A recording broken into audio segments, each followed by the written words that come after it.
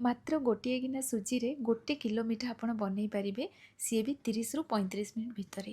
Market दामी दामी मिठा भी आगे फिका पड़ज कहीं कौन दामी जिनस आम यूज करना सिंपल घरे जदि आप सुजी रखिंट कि चीनी अच्छी ये बेसिक जिनस मिठा को आम बनइबा किंतु देखो मिठार लुक्स देखो केते जुसी होती तैयारी कम समय भितर भी आपड़ जेपर्यंत न बनई ना बिलीव भी करें सतरे एत कम खर्चरे कम समय रे भी टेस्टी मिठा बनई एकदम नरम जुसी पूरा पार्टी पकेले जमी मिल ना बास से भाई मो सबू जिन आपण सहित डिटेल्स रे शेयर करी और सब टिप्स को जब फॉलो करके आप रेसिपी बनइबे ना मु ग्यारंटी दे कहूँ प्रथम थर ही आप परफेक्ट मिठा बनई पारे। बेले बेले मिठार उपर पर्सन गुड़ाक फाटी जाए केतेबेले सिराटा भितर को जाएनि एमती कहीं हुए जदि रेसिपीटी आप कंप्लीट देखीदेवे सत कहूँ सबुदिन सुजी मिठा बनइबा शिखिजे केवल जे राखी पूर्णिम मिठा बनइबे से नुह आग को बहुत पर्वपर्वाणी आसूची ता सहित खाली दिन में भी आपको जब मिठा खावाई इच्छा हो झटपट ये मिठा को आप बनई पारे।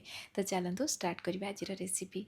ये मिठा बनइबापी ये गोटे गिना सुजी नेली एमती गोटे गिना ग्लास किंबा कपटे सेट करने से सुजी को मापिकी नेबे।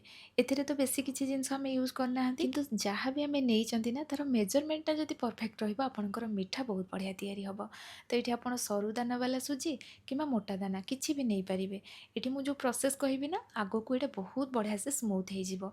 तो एबे आमे कौन करवा ये सुजी को टिके भाजिबा डायरेक्ट ताकू आमे यूज करवानी कंचा सुजीटा ये हाल्का टिके भाजिबा और जिते बड़े भाजिबे आप ध्यान रखिए गैस फ्लेम पूरा लो कर देइथिबे। सुजी को टिके अधिक समय भाजीदेले कौन हुए सुजीर कलरटा चेंज हो जाए।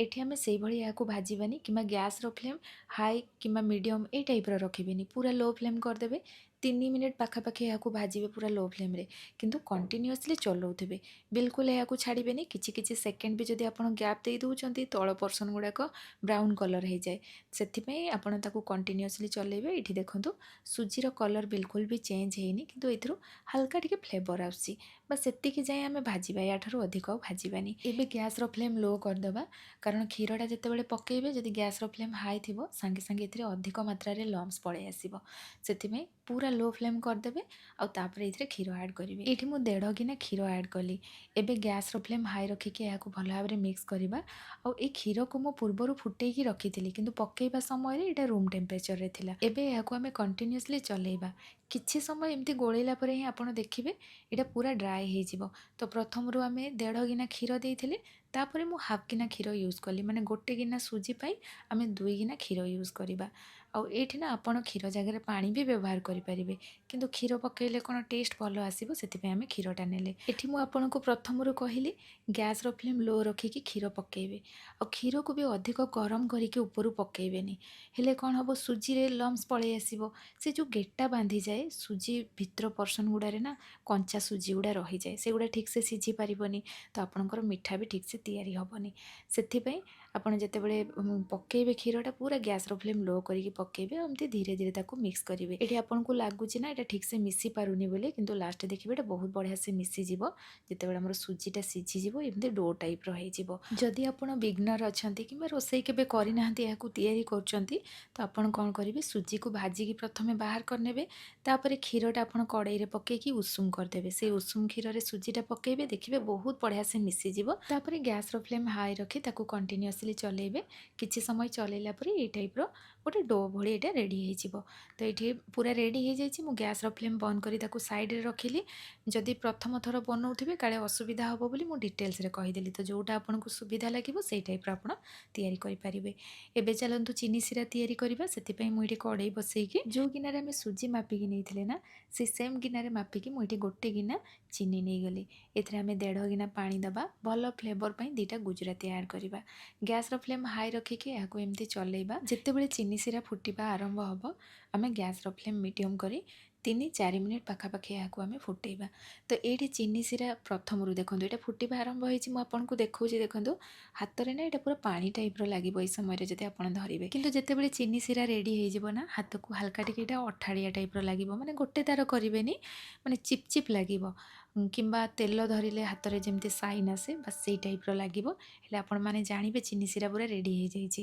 ଯଦି ପ୍ରଥମ ଥର ବନଉଛନ୍ତି କେମିତି କ'ଣ ଶିରାଟା ତିଆରି ହେବ ସେ କଥା ଯଦି ଭାବୁଛନ୍ତି, ଏଇଠି ଦେଖନ୍ତୁ ମୁଁ ଆପଣଙ୍କୁ ପୁରା ଦେଖେଇଦେବି ପାଖରୁ, ଆପଣ ଜାଣିପାରିବେ। ଏଠି ମୁଁ 2-3 drop yellow food colour add କଲି। ଏଇଟା ଟୋଟାଲି ଅପସନାଲ୍, ଆପଣ ଚାହିଁଲେ ଆଡ଼୍ କରିବେ, ନହେଲେ ନାହିଁ ଏହାକୁ ସ୍କିପ୍ କରିପାରିବେ, କିମ୍ବା କେଶର ମଧ୍ୟ ଏହା ଜାଗାରେ ଆପଣ ପକାଇ ପାରିବେ। ତ ଏଇଠି ଦେଖନ୍ତୁ ଚିନି ଶିରା ରେଡ଼ି ହେଇଗଲାଣି। ଆଉ ମୁଁ ପୁରା ପାଖରୁ ଆପଣଙ୍କୁ ଦେଖାଉଛି। ଯଦି ଆପଣ ଜାଣିପାରୁନଥିବେ ଚିନି ଶିରାଟା କେମିତି କ'ଣ ତିଆରି ହେବ, ହାତରେ ଧରିବେ ଯେତେବେଳେ ହାଲକା ଏଇଟା ହାତକୁ ଟିକେ ଅଠାଳିଆ କିମ୍ବା ଚିପ୍ ଲାଗିବ। ତେଲ ଧରିଲେ ଯେମିତି ସାଇନ୍ ଆସେ ନା, ବାସ୍ ସେଇ ଟାଇପ୍ର ହାତରେ ଏଇଟା ଦେଖାଯିବ। ହେଲେ ଆପଣମାନେ ଜାଣିବେ ଚିନି ଶିରା ରେଡ଼ି ହେଇଯାଇଛି। ତ ଏଇଠି ଏବେ ଆମେ ଗ୍ୟାସ୍ର ଫ୍ଲେମ୍ ବନ୍ଦ କରିବା, ଏହାକୁ ସାଇଡ଼୍ରେ ରଖିବା। ଏପଟେ ସୁଜିଟା ବି ଆମର ହାଲକା ଟିକେ ଥଣ୍ଡା ହେଇଗଲାଣି, କିମ୍ବା ହାତରେ ଆପଣ ଯେତିକି ପର୍ଯ୍ୟନ୍ତ ଧରିପାରିବେ ସେତିକି ଥଣ୍ଡା କରିବେ। ଏବେ ଆମେ ଏଥିରେ 2 ଚୁଟକି ଲୁଣ ପକାଇବା। ମିଠା ଜିନିଷ ତିଆରି କରୁଛନ୍ତି, ଅଳ୍ପ ଟିକେ ଲୁଣ ପକାଇଦେଲେ ନା ମିଠାଟା ବହୁତ ବଢ଼ିଆ ସେ ଆସେ। ପ୍ରାୟତଃ ମିଠା ରେସିପିରେ ମୁଁ ଏଇ ଜିନିଷଟା କୁହେ। ଏବେ ଆମେ ଏଥିରେ 1 ବଡ଼ ଚାମଚ ଗୁଆ ଘିଅ ପକାଇବା। ଗୁଆ ଘିଅ ପକାଇଲେ ମିଠାର ଫ୍ଲେଭର୍ ନା ପୁରା ଘିଅ ଟାଇପ୍ର ଆସିବ, ସେଇଭଳିଆ ବିଲକୁଲ ବି ନୁହଁ। କାରଣ ପୂର୍ବ ଭିଡ଼ିଓରେ ଆପଣ ବହୁତ ଜଣ କମେଣ୍ଟ କରିଥିଲେ ଯେ ଆପଣଙ୍କୁ ଘିଅ ପସନ୍ଦ ନୁହଁ। ଯଦି ପସନ୍ଦ ନାହିଁ ତ ଆପଣ ସ୍କିପ୍ କରିପାରିବେ, କିନ୍ତୁ ଫ୍ଲେଭର୍ ସେମିତି ଗୁଆ ଘିଅ ଭଳି ଲାଗିବନି। ଆପଣ ପକାଇକି ଦେଖନ୍ତୁ। ଆଉ ଗୁଆ ଘିଅ ପକାଇଲେ କ'ଣ ହୁଏ, ମିଠାର ରିଚ୍ ବଢ଼ିଯାଏ। ବିଲକୁଲ ଆମେ ସାଧାରଣ ଜିନିଷରେ ଏଇ ମିଠାକୁ ବନାଉଛନ୍ତି, ଘିଅ ପକାଇଲେ କ'ଣ ମିଠାର ଟେଷ୍ଟ ଆଉ ଟିକେ ବଢ଼ିଯିବ, ସେଥିପାଇଁ ଆମେ ଘିଅଟା ପକାଇଲେ। ଏବେ ଆମେ ସବୁ ଜିନିଷକୁ ଭଲ ଭାବରେ ମିକ୍ସ କରିନେବା। ଆଉ ହାତରେ ନା ତାକୁ ପୁରା ପ୍ରେସ୍ କରି ଚକଟିବେ, କାରଣ ଏଇଠି ଆମେ ସୁଜିକୁ ଗ୍ରାଇଣ୍ଡିଙ୍ଗ କରିନାହାନ୍ତି, ଡାଇରେକ୍ଟ ୟୁଜ୍ କରିଛନ୍ତି। ତ ଏଇଟା ଦାନା ଦାନା ଯଦି ହେଇକି ରହିଯିବ, ମିଠାର ଯେଉଁ ଟେକ୍ସଚରଟା ଆସିବା କଥା ସେଇଟା ଆସିପାରିବନି। ସେଥିପାଇଁ ତାକୁ ଭଲ ଭାବରେ ଆମେ ମିଶାଇ ନେବା, ହାତରେ ଏମିତି ପ୍ରେସ୍ କରି। ଯେତେବେଳେ ଆପଣ ସୁଜିକୁ ଭାଜିବେ, ଯଦି ଅଧିକ ଭାଜି ଦେଇଥିବେ, ଏଠି ଯେତେବେଳେ ଆପଣ ସୁଜିକୁ ହାତରେ ଭଲ ଭାବରେ ମିଶାଇବେ, ଏଇଟା ସହଜରେ ସ୍ମୁଥ୍ ହେଇପାରିବନି। ସେଥିପାଇଁ ସୁଜିକୁ ଅଧିକ ଭାଜିବେନି, ମୁଁ ପ୍ରଥମରୁ କହିଥିଲି। ଏଇଠି ଦେଖନ୍ତୁ ଏଇଟା ବହୁତ ବଢ଼ିଆ ସେ ସ୍ମୁଥ୍ ହେଇଯାଇଛି, ପୁରା ମାନେ ମିଶିଯାଇଛି ଆମର ସୁଜିଟା। ଏଇଭଳି ହିଁ ମିଶାଇବେ। ଏବେ ଆମେ ଏଇଥିରେ ଗୁଜୁରାତି ଗୁଣ୍ଡ ପକାଇବା ଭଲ ଫ୍ଲେଭର୍ ପାଇଁ। ଆଉ ନର୍ମାଲ ଚାମଚରେ 2 ଚାମଚ ମିଲ୍କ ପାଉଡ଼ର ପକାଇଲି। ଘରେ ଯଦି ମିଲ୍କ ପାଉଡ଼ର ଥିବ ତ ଆପଣ ଆଡ଼୍ କରିବେ, ନହେଲେ ନାହିଁ ଏମିତି ହିଁ ତାକୁ ବନେଇ ପାରିବେ, କିଛି ଅସୁବିଧା ନାହିଁ। ଆଉ ଏଇଠି ନା 2 ଚାମଚ ମୁଁ ମଇଦା ପକାଇଲି। ମଇଦାଟା ପକାଇବେ, ହେଲେ କ'ଣ ହେବ, ମିଠାର ଟେକ୍ସଚରଟା ବହୁତ ବଢ଼ିଆ ଆସିବ। ଆପଣ ବିଲକୁଲ ଜାଣିପାରିବେନି, ଘରେ ଅତି ସହଜରେ ସୁଜିରେ ଏଇ ମିଠାକୁ ଆପଣ ବନେଇଛନ୍ତି। ପୁରା ମାର୍କେଟ ଭଳି ହିଁ ତିଆରି ହେବ, ମାନେ ତା'ର ଟେକ୍ସଚରଟା ବହୁତ ବଢ଼ିଆ ଆସେ। ସେଥିପାଇଁ ମଇଦାକୁ ଆପଣ ସ୍କିପ୍ କରିବେନି, ନିଶ୍ଚୟ ଅଳ୍ପ ଟିକେ ଏମିତି ପକାଇବେ। ମଇଦା ଜାଗାରେ ଆପଣ ଅଟା ବି ୟୁଜ୍ କରିପାରିବେ, କିନ୍ତୁ ମଇଦା ପକାଇଲେ ତା'ର ରେଜଲ୍ଟ ବହୁତ ବଢ଼ିଆ ଆସିବ। ତ ଏଇଠି ସବୁ ଜିନିଷକୁ ଆମେ ଭଲ ଭାବରେ ମିକ୍ସ କରିନେବା। ଯେହେତୁ ଏଇଠି ଆମେ କ୍ଷୀର ଗୁଣ୍ଡଟା ପକାଇଛନ୍ତି, ସୁଜିଟା ଯଦି ଉଷୁମ ଥିବ ନା ବହୁତ ବଢ଼ିଆ ସେ ଏଇଟା ମିଶିଯିବ। ମାନେ ଏଥିରେ ଛୋଟ ଛୋଟ ଗୋଲା ହେଇକି ଯେଉଁ ରହିଯାଏ ସେଇଟା ବି ଆଉ ରହିବନି। ଆଉ ଯଦି ସୁଜିଟା ଥଣ୍ଡା ହେଇଯାଇଥିବ, ମିଶାଇବା ପାଇଁ ଟିକେ ଅସୁବିଧା ହୁଏ। ମୁଁ ସେଥିପାଇଁ ପ୍ରଥମରୁ କହିଥିଲି ସୁଜିକୁ ପୁରା ଥଣ୍ଡା କରିବେନି। ଏଇଟା ହାଲକା ଉଷୁମ ଥିବ, ତାକୁ ହାତରେ ଚକଟି ନେବେ। ଆଉ ଯଦି ଏମିତି ମିଲ୍କ ପାଉଡ଼ର ପକାଉଛନ୍ତି ତ ବହୁତ ବଢ଼ିଆ ସେ ସେଇଟା ମିଶିଯିବ। ଏବେ ଆମେ ସବୁ ଜିନିଷକୁ ହାତରେ ଚକଟି ଭଲ ଭାବରେ ମିଶାଇବା। ଆଉ ହାତର ଏଇ ପର୍ସନରେ ତାକୁ ମିଶାଇ ଦେବେ, ଦେଖିବେ କିଛି ଏଇଥିରେ ଲମ୍ସ ରହିବନି। ବହୁତ ବଢ଼ିଆ ସେ ମଇଦା ଯେଉଁ ମିଲ୍କ ପାଉଡ଼ର ପକାଇଥିଲେ ସେସବୁ ଜିନିଷ ବଢ଼ିଆ ସେ ମିଶିଯିବ। ଏଠି ଆପଣ ଦେଖିପାରୁଥିବେ ପୁରା ଚିକଣ ହେଇକି ଏଇଟା ମିଶିଯାଇଛି। ଏଇଭଳି ହିଁ ତାକୁ ମିଶାଇବେ। ଏବେ ଆମେ ଛୋଟ ଛୋଟ ବଲ୍ ତିଆରି କରିବା। ତ ଏଇଠି ଯେତିକି ବଡ଼ ମିଠା ଆପଣ ବନେଇବା ପାଇଁ ଚାହୁଁଛନ୍ତି ସେଇ ଅନୁସାରେ ବନେଇବେ, କିନ୍ତୁ ଏହାକୁ ନା ମୋଟା ରଖିବେନି। ଯଦି ଆପଣ ନର୍ମାଲ ଗୋଲାପ ଜାମୁନ ଟାଇପ୍ର ଏହାକୁ ବନେଇବା ପାଇଁ ଚାହୁଁଛନ୍ତି, ଆପଣଙ୍କ ପାଖରେ ଅଧିକ ସମୟ ଅଛି ତ ବନେଇ ପାରିବେ ଏଇ ସେମ୍ ପ୍ରୋସେସ୍ରେ ହିଁ, ବହୁତ ବଢ଼ିଆ ତିଆରି ହେବ। କିନ୍ତୁ ସେଇଭଳି ତିଆରି କଲେ କ'ଣ ହେବ, ଶିରାଟା ଭିତରକୁ ଯିବା ପାଇଁ ସମୟ ଲାଗିବ। ସେଥିପାଇଁ ଏଠି ଆମେ କ'ଣ କଲେ, ତାକୁ ଏଇଭଳି ବନେଇଲେ, ମାନେ ଟିକେ ଚେପ୍ଟା କରିକି ବନେଇଲେ। ପ୍ରଥମେ ତାକୁ ଗୋଲ କରିଦେବେ, ସିଲିଣ୍ଡର ସେପ୍ ଦେଇଦେବେ, ତାପରେ ହାତରେ ତାକୁ ପ୍ରେସ୍ କରିଦେବେ, ମାନେ 2 ହାତରେ ପ୍ରେସ୍ କରିକି ସାଇଡ଼୍ ଗୁଡ଼ାକୁ ଟିକେ ଏମିତି ଆମେ ସାଇଜ୍ କରିଦେବା। ଏଇଠି ଦେଖନ୍ତୁ କେତେ ବଢ଼ିଆ ଦେଖାହେଉଛି। ଏଇଟା ପୁରା ପତଳା କରିକି ଆମେ ତିଆରି କରିଛନ୍ତି, ଯାହାଫଳରେ ଶିରାଟା ଭିତରକୁ ବହୁତ ଜଲ୍ଦି ଯାଇପାରିବ, ବେଶୀ ସମୟ ଲାଗିବନି। ତ ଆପଣ ଚାହିଁଲେ ଏହାକୁ ପିଠାର ସେପ୍ ବି ଦେଇପାରିବେ। ସବୁବେଳେ ତ ଏମିତି ପିଠା ବନାଉଛନ୍ତି, ଆଗରୁ ବି ମୁଁ ଆପଣମାନଙ୍କ ସହିତ ଏଇ ଟାଇପ୍ର ଅଲରେଡ଼ି ରେସିପି ସେୟାର କରିଛି। ଆଜି କିନ୍ତୁ ମିଠାର ସେପ୍ ଦେବା, ଯେହେତୁ ରାକ୍ଷୀ ପୂର୍ଣ୍ଣିମା ପାଇଁ ତିଆରି କରୁଛନ୍ତି। ଏମିତି ପତଳା ପତଳା କରିକି ଆମେ ବନେଇବା। ଆଉ ଏଠି ଦେଖନ୍ତୁ ସବୁ ମିଠା ମୁଁ ରେଡ଼ି କରିନେଇଛି। ଏଠି ଆମେ 1 ଗିନା ସୁଜି ନେଇଥିଲେ, ଦେଖନ୍ତୁ କେତେ ସାରା ମିଠା ତିଆରି ହେଇଛି।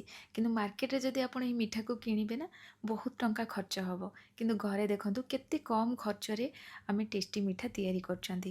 ତ ଏଇଠି ମୁଁ ତେଲ ଗରମ କରିଦେଇଥିଲି। ଆଉ ତେଲକୁ ଗରମ କରିସାରିଲା ପରେ ଗ୍ୟାସ୍ର ଫ୍ଲେମ୍ ଏଠି ମିଡ଼ିୟମ୍ କରିବେ। ଆଉ ଅଳ୍ପ ଟିକେ ନା ସୁଜିର ବଲ୍ ପକାଇକି ଦେଖିବେ ଏଇଟା କେତେ କ'ଣ ଗରମ ଅଛି। ଯଦି ତେଲ ଅଧିକ ଗରମ ହେଇଯାଇଥିବ, ଗ୍ୟାସ୍ର ଫ୍ଲେମ୍ ଲୋ କରି କିଛି ସମୟ ତାକୁ ଛାଡ଼ିଦେବେ। ତାପରେ ମିଡ଼ିୟମ୍ ଫ୍ଲେମ୍ ରଖିକି ଆପଣ ଏଇଠି ମିଠାକୁ ଫ୍ରାଏ କରିବେ। ସେଇଭଳି ତେଲ ଯଦି ଗରମ ହେଇନଥିବ ଆପଣ ଦେଖୁଛନ୍ତି, ତାହେଲେ ଗ୍ୟାସ୍ର ଫ୍ଲେମ୍ କିଛି ସମୟ ପାଇଁ ହାଇ ରଖିଦିଅନ୍ତୁ। ତାପରେ ମିଡ଼ିୟମ୍ ଫ୍ଲେମ୍ କରିକି ଆପଣ ଏଇଠି ମିଠା ଗୁଡ଼ାକୁ ଛାଣିବେ। ଆଉ ଏଇଠି ଆଟ୍ ଏ ଟାଇମ୍ ଆମେ ଏତେ ଗୁଡ଼େ ପକାଉଛନ୍ତି ନା, ପ୍ରଥମେ କ'ଣ କରିବେ, ମିଡ଼ିୟମ୍ ଫ୍ଲେମ୍ରେ ତ ଆପଣ ରଖିଥିବେ, କିନ୍ତୁ ଯେତେବେଳେ ମିଠାଟା ପକାଇବେ ସାଙ୍ଗେ ସାଙ୍ଗେ ଏଇଠି ଗ୍ୟାସ୍ର ଫ୍ଲେମ୍ ଟିକେ ହାଇ କରିଦେବେ। ମିଠା ପକାଇ ସାରିବେ, ପୁଣି ତାକୁ ମିଡ଼ିୟମ୍ ଫ୍ଲେମ୍ କରିଦେବେ। କାରଣ ଯେତେବେଳେ ସବୁ ମିଠା ଗୁଡ଼ାକ ଆମେ ପକାଇବା, ତେଲର ଟେମ୍ପରେଚରଟା ଟିକେ ଡାଉନ୍ ହେଇଯିବ। ଆଉ ଯଦି ସେଇ ଟାଇପ୍ର ହେଲା କ'ଣ ହେବ, ମିଠା ଗୁଡ଼ାକ ଫାଟି ଫାଟିକା ଯିବ। ଆଉ କାରଣ ତେଲ ଯଦି ଗରମ ନ ହେଇଛି ଆପଣ ଏଇଠି ଏହାକୁ ଫ୍ରାଏ କରିଦେଉଛନ୍ତି, ସବୁଥିରେ ନା କ୍ରାକ୍ ପଳେଇ ଆସିବ। ଉପର ପର୍ସନ୍ ଗୁଡ଼ାକ ପୁରା ସ୍ମୁଥ୍ ହେଇକି ରହିବନି, ମାନେ ଯେମିତି କ୍ରାକ୍ ରୁହେନି ଆମର ମିଠା ଗୁଡ଼ାକରେ, ଉପର ପର୍ସନ୍ ପୁରା ପ୍ଲେନ୍ ଥାଏ, ସେଇ ଟାଇପ୍ର ରହିବନି। ତ ଆପଣ ଏଇଠି ତେଲକୁ ଭଲ ଭାବରେ ଗରମ କରିବେ। ଆଉ ଯେତେବେଳେ ଏଇ ଟାଇପ୍ର କଲର୍ ପଳେଇ ଆସିବ, ତାକୁ ଲଗାତାର ଚଲେଇବେ, ହେଲେ ମିଠାର ଚାରିପଟ ସାଇଡ଼୍ ବହୁତ ବଢ଼ିଆ କଲର୍ ଆସିବ। ତ ଏଇଠି ଦେଖନ୍ତୁ କେତେ ବଢ଼ିଆ କଲର୍ ଆସିଛି। ଆପଣ କେତେ ଡାର୍କ ରଖିବା ପାଇଁ ଚାହୁଁଛନ୍ତି ସେଇ ଅନୁସାରେ ଏହାକୁ ଫ୍ରାଏ କରିବେ। ଆଉ ଏଇଭଳି କଲର୍ ରହିଲେ ହିଁ ଏଇଟା ଦେଖିବାକୁ ସୁନ୍ଦର ଲାଗେ। ତ ଏଠି ସବୁ ମିଠାକୁ ଏବେ ଆମେ ବାହାର କରିନେବା। ଆଉ ଏବେ ଗ୍ୟାସ୍ର ଫ୍ଲେମ୍ କିଛି ସମୟ ପାଇଁ ଆମେ ଲୋ କରିଦେବା, ମାନେ 1ରୁ 2 ମିନିଟ୍ ପାଖାପାଖି। କାରଣ ଏଇଠି ତେଲଟା ଗରମ ଅଛି। ନେକ୍ସଟ ଫ୍ରାଏ କଲାବେଳେ ଏଇ ଜିନିଷଟା ଆପଣ ଧ୍ୟାନରେ ରଖିବେ। ଏଇ ଛୋଟ ଛୋଟ ଜିନିଷକୁ ଯଦି ଧ୍ୟାନରେ ରଖିବେ ନା, ସତରେ ମିଠା ବହୁତ ବଢ଼ିଆ ତିଆରି ହେବ। ତ 1ରୁ 2 ମିନିଟ୍ ପାଇଁ ଏଠି ମୁଁ ଗ୍ୟାସ୍ର ଫ୍ଲେମ୍ ଲୋ କରିଦେଲି, ପୁଣି ମିଡ଼ିୟମ୍ ଫ୍ଲେମ୍ କରିଦେଲି। ଆଉ ତାପରେ ଏଠି ଆମେ ସବୁଗୁଡ଼ାକୁ ପକାଇଦେବା। ଯେତିକି କଡ଼େଇରେ ଜାଗା ହେଉଛି ସେଇ ଅନୁସାରେ ପକାଇବେ। ଆଉ ଏହାକୁ ଲଗାତାର କଣ୍ଟିନ୍ୟୁଅସଲି ଆମେ ଚଲାଉଥିବା। ମୁଁ କିଛି ସମୟ ପାଇଁ ଦେଖନ୍ତୁ ଗ୍ୟାପ୍ କରିଦେଲି, ସାଙ୍ଗେ ସାଙ୍ଗେ ତଳ ପର୍ସନ୍ଟା ଡାର୍କ କଲର୍ ହେଇଗଲା। ସେଥିପାଇଁ ଗୋଟେ ପଟ ସାଇଡ଼୍ ହାଲକା କଲର୍ ଆସିଲା ପରେ ତାକୁ ଓଲଟେଇ ନେବେ। ଅନ୍ୟ ପଟ ସାଇଡ଼୍ ବି ଟିକେ କଲର୍ ପଳେଇ ଆସିବ, ମାନେ ହାଲକା ଗୋଲ୍ଡେନ୍ କଲର୍ ହେଇଯିବ। ତାପରେ ତାକୁ ଲଗାତାର ଚଲେଇବେ, ଆଉ ଜମା ବି ଛାଡ଼ିବେନି। ହେଲେ ମିଠାର ଚାରିପଟ ସାଇଡ଼୍ ବହୁତ ବଢ଼ିଆ କଲର୍ ଆସିବ, ମାନେ ଚାରିପଟେ ସମାନ କଲର୍ଟା ରହିବ, ଦେଖିବା ପାଇଁ ସୁନ୍ଦର ଲାଗିବ। ତ ଏଇଭଳି କଲର୍ ହେଲା ପରେ ଏହାକୁ ଆମେ ବାହାର କରିନେବା। ଆଉ କଡ଼େଇରେ ଯେତିକି ଜାଗା ହେବ ସେତିକି ହିଁ ଆପଣ ଏଇଠି ମିଠା ପକାଇବେ, ନହେଲେ ଠିକ୍ସେ ଫ୍ରାଏ କରିପାରିବେନି। ଏଇଠି ଦେଖନ୍ତୁ ମିଠା ଉପରେ ବିଲକୁଲ ବି କ୍ରାକ୍ ନାହିଁ, ମାନେ ବିଲକୁଲ ବି ଫାଟିନି ଏଇଟା। ତ ମିଠା ଗୁଡ଼ାକ ଫାଟିଯାଏ କ'ଣ ପାଇଁ ନା, ତେଲ ଯଦି ଠିକ୍ସେ ଗରମ ନଥିବ ଆପଣ ପକାଇ ଦେଉଛନ୍ତି, ତାହେଲେ ମିଠା ଫାଟିଯିବ। ଆଉ ସବୁ ମିଠା ବନେଇବାର ପ୍ରୋସେସ୍ ସମାନ ନୁହଁ। ଏଠି ମୁଁ ଯେଉଁ ମେଜରମେଣ୍ଟ ରଖିଛି, ଯେଉଁ ସୁଜି ମିଠା ବନାଉଛି, ଏହାର ପ୍ରୋସେସ୍ ଏଇଆ ହିଁ ରହିବ। ଯଦି ଆପଣ ଲୋ ଟେମ୍ପରେଚରରେ ଏହାକୁ ଫ୍ରାଏ କରିଦେବେ, ଦେଖିବେ ଏଗୁଡ଼ାକ ଫାଟି ଫାଟିକା ଯିବ। ତ ଏଇଠି ସାଙ୍ଗେ ସାଙ୍ଗେ ଫ୍ରାଏ କରିକି ଆପଣ ଶିରାରେ ପକାଇବେନି। ଏଇଠି ଶିରାକୁ ହାଲକା ଟିକେ ଆମେ ଉଷୁମ କରିବା। ଶିରା ବି ଅଧିକ ଗରମ ଥିବ, ଆପଣ ଏଥିରେ ମିଠା ପକାଇବେନି। ଆପଣ ହାତ ରଖିବେ, ଆପଣ ଯେତିକି ସହି ପାଉଛନ୍ତି, ମାନେ ପୁରା ନଖ ଉଷୁମ ଟାଇପ୍ର ଥିବ, ବାସ୍ ଶିରାକୁ ସେତିକି ଗରମ କରିବେ। ଆଉ ପ୍ରଥମରୁ ଯେଉଁ ମିଠା ଗୁଡ଼ାକ ଆମେ ଫ୍ରାଏ କରିଥିଲେ, ପ୍ରଥମେ ସେଇ ମିଠାକୁ ଏଥିରେ ଆମେ ପକାଇବା। 1-2 ମିନିଟ୍ ଗ୍ୟାପ୍ରେ ମୁଁ ଅନ୍ୟ ମିଠା ଗୁଡ଼ାକୁ ପକାଇଲି, କାରଣ ଏଇଟା ପୁରା ଗରମ ଥିଲା ତ ମୁଁ ସେଥିପାଇଁ ପ୍ରଥମରୁ ପକାଇଲିନି। ମିଠା ଗୁଡ଼ାକ ବି ହାଲକା ଉଷୁମ ଥିବ, ସେଇଭଳି ଆପଣ ପକାଇବେ। ମାନେ ମିଠାଟା ହାତରେ ଧରି ପାରୁଥିବେ, ବାସ୍ ସେତିକି ଗରମ ଥିବ, ଆପଣ ଶିରାରେ ମିଠାଟା ପକାଇବେ। ଯଦି ମିଠା ଗୁଡ଼ାକ ପୁରା ଛାଣିକି ଏଥିରେ ପକାଇଦେବେ, କିମ୍ବା ଶିରାକୁ ଅଧିକ ଫୁଟେଇ ଦେଇଥିବେ, ଆପଣ ଏଇଠି ମିଠା ପକାଇ ଦେଉଛନ୍ତି, ହେଲେ କ'ଣ ହେବ, ମିଠା ଗୁଡ଼ାକ ଟାଣ ହେଇଯିବ, ଶିରା ଭିତରକୁ ବିଲକୁଲ ବି ଯାଇପାରିବନି।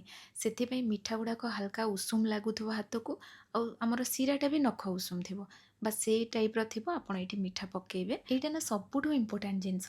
ଏଇଠି ଯଦି ଆପଣ ଭୁଲ କରିଦେବେ, ଆପଣଙ୍କର ମିଠା ପ୍ରୋସେସ୍ ଯେତିକି ବି ବନେଇଛନ୍ତି ନା, ସବୁ ଭୁଲ ହେଇଯିବ। କାରଣ ମିଠା ଭିତରକୁ ଶିରାଟା ହିଁ ଯିବନି। ମିଠା ଯଦି ହାଲକା ଫାଟି ଯାଉଛି ବି ଚଳିବ, କିନ୍ତୁ ମିଠା ଭିତରକୁ ଯଦି ଶିରା ଯିବନି, ମିଠାଟା ଖାଇବା ପାଇଁ କେମିତି ଲାଗିବ କୁହନ୍ତୁ। ସେଥିପାଇଁ ଏଇ ପ୍ରୋସେସ୍ଟା ଆପଣ ଧ୍ୟାନ ରଖିକି କରିବେ। ମୁଁ ଯେମିତି କହିଲି ବାସ୍ ସେଇ ପ୍ରୋସେସ୍ରେ ହିଁ କରିବେ। 2-3 ମିନିଟ୍ ଗ୍ୟାପ୍ରେ ହିଁ ମୁଁ ତାକୁ ଏପଟ ସେପଟ କରିଦେଉଥିଲି, କାରଣ ସବୁ ମିଠା ଏମିତି ଉପରକୁ ରହିଯିବ ଯଦି ଶିରାଟା ଭିତରକୁ ଯାଇପାରିବନି। ସେଥିପାଇଁ ଅଳ୍ପ ଅଳ୍ପ ସମୟ ଗ୍ୟାପ୍ ଦେଇ ତାକୁ ଆମେ ଓଲଟା ପାଲଟା କରିନେବା। ଏଇଠି ମୁଁ ଟୋଟାଲ୍ 20 ମିନିଟ୍ ରଖିଥିଲି, ତଥାପି ଏବେ ଶିରା ଅଳ୍ପ ରହିଯାଇଛି। ଯଦି ଏହାକୁ ଆପଣ 40-45 ମିନିଟ୍ କିମ୍ବା ସମୟ ଅଛି, ଯଦି 1 ଘଣ୍ଟା ରଖିଦେବେ ନା, ଶିରା ଆଉ ରହିବନି।